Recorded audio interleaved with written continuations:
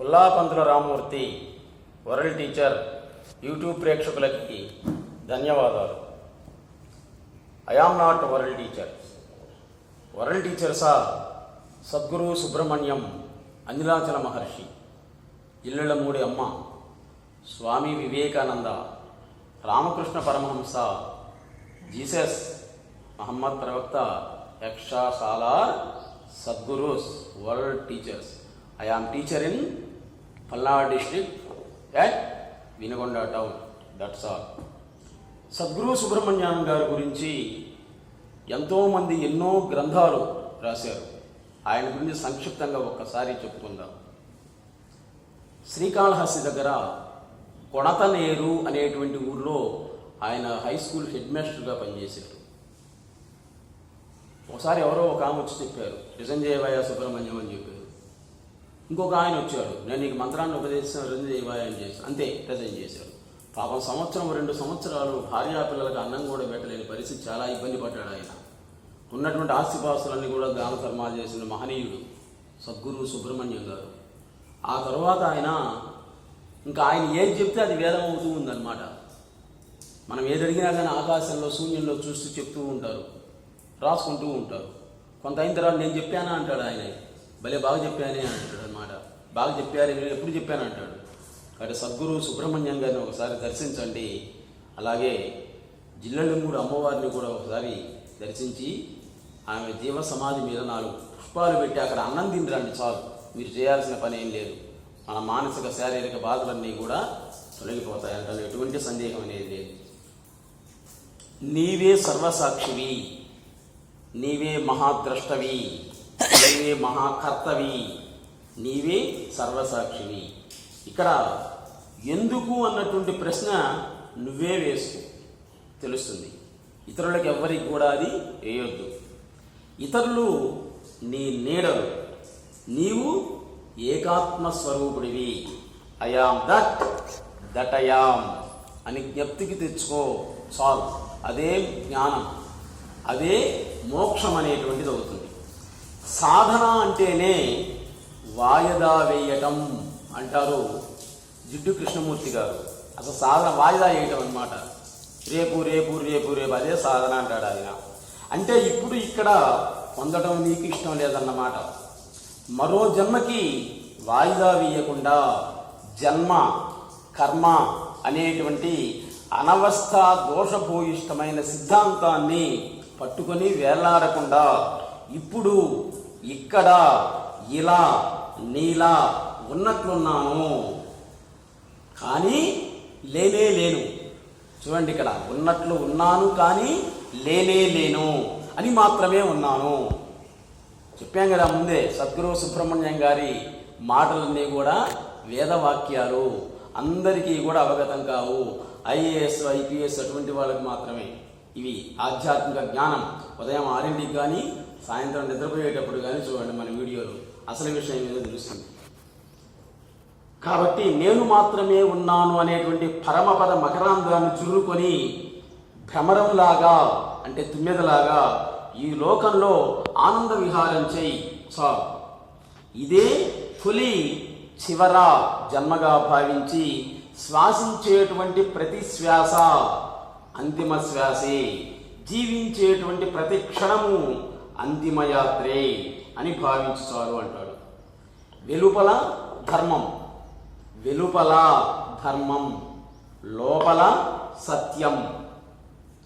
ఒక శిష్యురాలు అడిగింది సద్గురు సుబ్రహ్మణ్యం గారిని, ప్రపంచ చిత్రాన్ని దేవుడే గీశాడు అనొచ్చా అని అడిగింది ఆమె. చూడండి ఎంత మంచి ప్రశ్న వేసిందో.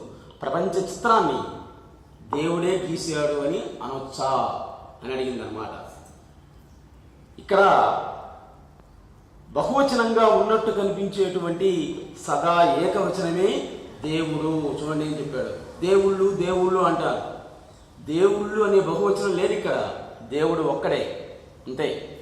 అది ఏకవచనం అని చెప్తున్నారు సద్గురు సుబ్రహ్మణ్యం గారు. ఆ కృష్ణుడు అంటాం, చూడండి, కృష్ణుడు రారా కృష్ణ, పోరా కృష్ణ, నీవే కృష్ణ అని అంటాం అన్నమాట. కృష్ణుడు అని ఏకవచనం ఉపయోగిస్తాం, కానీ లు అని ఉపయోగించాం ఎప్పుడు కూడా. కృష్ణులు అని బహువచనాన్ని ఉపయోగించాం. కృష్ణుడు గారు అంటామా? కృష్ణుడు అంటాం, అంతే అన్నమాట. గారు అన్నాం అనుకో దూరమైనట్లే, ఒరే అన్నాం అనుకో నీకు దగ్గరైనట్లే. అది శిష్యుడు గురువు, గురువే శిష్యుడు అని చెప్తారన్న సద్గురు సుబ్రహ్మణ్యం గారు. చాలా విచిత్రంగా ఉంటాయి ఆయన మాటలన్నీ. మనం చెప్పేటువంటి వాడు గురువు, వినేవాడి శిష్యుడు అంటాం కదా. కానీ ఆయన ఏమంటాడో తెలుసా? కింద ఉన్నటువంటి వాడే గురువు, పైన ఉన్నటువంటి వాడే శిష్యుడు. ఎందుకు అంటే లాజిక్ చెప్తాడు ఆయన. వాడు పిల్లవాడు పాఠం అప్పచెప్తున్నాడు, అప్పుడు వినేవాడు ఎవరవుతాడు? గురువు అవుతాడు. అప్పుడు గురువు ఎవరవుతాడు? శిష్యుడు అవుతాడు. కాబట్టి గురువుకు కొంతే తెలుసు, శిష్యుడికి అంతా తెలుసు. ఇక్కడ చెప్పేటువంటి వాడు ఎవరు? శిష్యుడు. కాబట్టి ఆయనే గురువు అంటాడు అనమాట. అందుకు శిష్యదేవో భవ అని అంటాడు ఆయన. తర్వాత ఒరే మాయలోడా అని రాధిక దగ్గర అనిపించుకోవడమే కృష్ణుడికి ఇష్టం. అది స్వామి నీకు దండం పెడతా, అగరబత్తీలు వెలిగిస్తా, టెంకాయలు కొడతా అంటాం కదా ఆయనకు. రాధికాదేవి దగ్గర ఒరే అనిపించుకోవడమే ఆయనకి ఇష్టం. సత్యభామ చేత తన్నించుకున్నాడు, కానీ శృంగారాన్ని పండించాడు శ్రీకృష్ణ పరమాత్మ. తర్వాత సత్యభామ సారీ చెప్పింది. సత్యం తన గుండెలకు హత్తుకున్నాడు, కాలుతో తన్నినా గాని. ఆ ఆనందం రసజ్ఞులకు తప్ప సామాన్యులకు ఎవరికైనా కానీ అర్థం కానే కాదు. ఒకసారి గోకులంలో తన చిన్ననాటి స్నేహితులను చూడటానికి రాజలాంఛనాలతో వచ్చాడు శ్రీకృష్ణుడు. యాదవ కులభూపతి ఆయన. కిరీటము భుజకీర్తిలో నెమలి పింఛం ధరించి రాజలాంఛనాలతో వచ్చాడు స్నేహితుల్ని చూడటానికి. అప్పుడు సత్యభామ మూతి తిప్పింది. ఏమయ్య స్వామి, నా స్నేహితులు ఇక్కడ చాలామంది ఉన్నారు, నన్ను చూడటానికి అందరూ వస్తారు అన్నావుగా, ఏడి ఒక్కడు కూడా రాలే. నీ మొహం చూడటానికి నీ స్నేహితులు, ఫ్రెండ్స్, ఎవడు బంధువులు ఒక్కడన్నా వచ్చాడా? అదేదో పెద్ద గొప్పలు చెప్పా వస్తారని, ఎవడూ రాలేదు కదా అని. అప్పుడు ఆయన ఏం చేశాడంటే ఆ ఆభరణాలు అంటే కిరీటము, భుజకీర్తులు, నెమల పింజం మొత్తం తీసేశాడు. తీసి కింద పెట్టాడు. ఒంటి నిండా కూడా ఆవు పేడ పూసుకున్నాడు. అంతే, చూడండి, ఆవు పేడ ఒంటి నిండా పూసుకున్నాడు అన్నమాట. అప్పుడు అందరూ వచ్చారు, మా ఫ్రెండ్, మా స్నేహితుడు, మా బంధువు అని అందరూ వచ్చారు. ఆయన చుట్టూ ముట్టారు. మా కన్నయ్య అని చుట్టూ ముట్టారు. ఒరే కన్నయ్య అని అందరూ వచ్చారు. అంటే జ్ఞానాంబ దేవత అన్నాం అనుకోండి దూరం అవుతుంది. మా ఆమె అన్నాం అనుకోండి అప్పుడు నీకు దగ్గర అవుతుంది. ఒరే శివ అంటూ ప్రాణాలు ఒడిదింది సద్గురు సుబ్రహ్మణ్యం గారి సతీమణి. చిట్ట చివరిలో చూడండి, ఒరే శివ, శివుణ్ణి ఒరే అనే దాంట్లో సంబోధించింది. తన కొడుకుగా భావించిందనమాట. ఒరే శివ అంత ప్రేమను పెంచుకుందనమాట. తల్లి కొడుకు మీద ఎంత ప్రేమను పెంచుకుంటుండో భగవంతుడి మీద భక్తులు అంత ప్రేమను పెంచుకుంటాడు. అందుకే రారా కృష్ణయ్య, ఓరా కృష్ణయ్య అంటాం. ఒరే శివ అంటూ ప్రాణాలు వదిలింది ఆమె చిట్ట చివరిలో. శివుణ్ణి అంతగా ఆమె సొంతం చేసుకుంది. భగవంతుని అంతగా సొంతం చేసుకుంటే గాని భక్తి అనేటువంటిది పండదు. శృంగారంలో రుచి జరిగినటువంటి వాడే భక్తిలో కూడా రుచి అంటే తెలుస్తుంది. తత్వత ఆ రెండు ఒకటే. శృంగారం, తత్వం రెండు కూడా ఒకటే అన్నమాట. అందుకే ఒక శ్రీనాథ మహాకవి అంటాడు ఒక చోట, ఇనుప కచ్చడాలు కట్టుకుని మునిమృత్యులల్లా తామర సనేత్రలిండ్ల బంధాలు గారే అని శృంగార రసాన్ని పండించాడు ఆయన శ్రీనాథ మహాకవి. అన్నమాచార్యుడు శృంగార కీర్తనలే రచించాడు స్వామివారి మీద, వెంకటేశ్వర స్వామివారి మీద. కొన్ని చూద్దాం. జగడపు జనవల జాతర, సగినల మంచపు జాతర, మొల్లలు దరుముల ముడిచిన బరువున, మొల్లలు దరుమున ముడిచిన బరువున, మొల్లపు సరసము మురిపెమున, జల్లన గుప్పడి సాగరపతిపై చల్లేరు అతివలు జాదర, భారపు కుచముల పై కడు సింగారపు నెరపెడి గంధమువడి, చేరువ పతిపై చిందగ పడతుల సారెకు జల్లేరు జాతర, బింకపు గూటమి పెనగేడి చెమటల పంకపు పూతల పరిమళము, వెంకటపతిపై వెలదులు నించేరు సంకుమదంబుల జాజర. ఇక్కడ చూడండి, భూత పదాలు వేరు, శృంగార పదాలు వేరు, రెండుకి చాలా అర్థం ఉంది. పల్లెటూర్లలో నీళ్లు పట్టుకునే పంపుల దగ్గర ఆడవాళ్ళు నా బిందె ముందు వాళ్ళు మాట్లాడే మాటలు వేరుగా ఉంటాయి. కానీ శృంగారపరంగా ఒక భక్తుడు భగవంతుని మీద శృంగార గేయాలు రచించినప్పుడు అప్పుడు పదాలు వేరుగా ఉంటాయి. భూతి వేరు, శృంగార పదాలు వేరు. ఇప్పుడు ఏం చేశారు, అదే ఇదిగా వాడుతున్నారు కొంతమంది. అది కానే కాదు. భూతు అనేటువంటిది భౌతిక విషయం, శృంగారం అనేటువంటిది మానసిక విషయం. ప్రేమకు మంచి నిర్వచనం చెప్పారు సద్గురువు సుబ్రహ్మణ్యం గారు. మనము ప్రేమిస్తాం, దేవుడు ప్రేమిస్తాడు. మన ప్రేమలో బంధం ఉంటుంది, దేవుడి ప్రేమలో బంధం ఉంటుందా? ఉండనే ఉండదు. అది మనకు ఆయనకు ఉండేటువంటి తేడా. ప్రేమ బలం, బంధం బలహీనత, అంతే. దేనినైనా సరే వదలగలిగి వదలకుండా ఉండటమే సరైనటువంటి నిర్ణయం అంటారు ఆయన. వదలగలిగి వదలకుండా ఉండటం అది గొప్పతనం. ఎవరినో ప్రేమిస్తూ ఎవరి ప్రేమనో పొందుతూ ప్రేమ లేకుండా ఉండలేను అన్న దౌర్బల్యం కలిగినటువంటి ఈ మనసుని అశాశ్వతమైనటువంటి ఈ వ్యక్తి ప్రేమ నుంచి తప్పించి శాశ్వతమైన దైవ ప్రేమ వైపుకు మళ్లించేటువంటి ప్రయత్నమే భక్తి.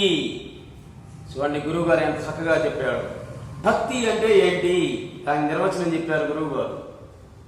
అసలు సామాన్య పెద్ద పండితులు కూడా చెప్పలేరు. అందుకే జిల్లెళ్ళముడి అమ్మవారు ఏమన్నారో తెలుసా, నా చరిత్రని, నా దైవత్వాన్ని, నా మంత్రశక్తిని పండితుడైనటువంటి వాడు ఎవ్వరూ కూడా చెప్పలేరు. మహాతల్లి ఎంత బాగా చెప్పిందో చూడండి. పండితుడైనటువంటి వాడు, చదువుకున్నటువంటి వాడు నన్ను గురించి అసలు చెప్పలేడని చెప్పండి. చదువు లేనటువంటి నిరక్షర కుక్షి, సంతంగోడ అనేటువంటి వాడు నన్ను గురించి చెప్పేటువంటి గొప్పవాడు అవుతాడని. అంటే ఏంటి, పాపం వీడు చదువు సంజయం లేదు, అందుకే ఉన్నట్లు చెప్తాడు. చూడండి, చిన్నపిల్లవాడు ఉన్నాడు అనుకోండి, వాడిని ఏమైనా అడిగితే ఉన్నట్టు చెప్తాడు, అంతే. లేని ఉన్నట్లు చెప్పడం రాదు వాడికి. అదే చదువుకున్నటువంటి వాడైతే లేని ఉన్నట్లు ఉన్నది లేనట్లు చెప్తారనమాట. ఒక కవికి చెప్పాలనుకోండి, వీళ్ళ అవధూతల గురించి కవి చెప్పాలి అనుకుంటే ముందు ఆయన గురించి స్వస్వ విషయాన్ని వదిలేసి అదేమో కొంచెం అసలు విషయం, ఈయన వర్ణన ఎక్కువగా ఉంది. సూర్యోదయ వర్ణన, చంద్రోదయ వర్ణన, తారలు, గ్రహాలు, వీటిని గురించి వర్ణన ఎక్కువ ఉంటుంది. ఈ వర్ణనే ఎక్కువ ఉంటుంది, అసలు తక్కువ ఉంటుంది అన్నమాట. ఒకవేళ అసలు విషయాన్ని చెప్పినా కానీ తన కవిత్వంలో తన ప్రాగల్భ్యం తెలియజేసుకోవడానికి ఆయన రాస్తుంటాడు. అందుకే ఆమె జిల్లెళ్ళముడి అమ్మవారు నా చరిత్రను గురించి పండితుడైనటువంటి కవీశ్వరుడు ఎప్పుడు ఎవ్వరూ కూడా చెప్పలేరు, పామరుడైనటువంటి వాళ్ళే చెప్పగలరు అని చెప్పింది ఆ మహాతల్లి.